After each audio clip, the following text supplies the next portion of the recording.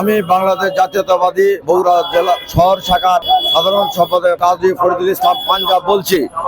আমরা আজকে সুদূর বাংলাদেশের বিভিন্ন ডিস্ট্রিক্ট থেকে ঢাকাতে এসেছি। ঢাকা আমাদের কেন্দ্রীয় কার্যালয় নয়াপল্টন থেকে আমরা মিছিল এবং সমাবেশ নিয়ে প্রধান উপদেষ্টা ডক্টর মোহাম্মদ ইউনূসের কাছে স্মারকলিপি প্রদান করার জন্য।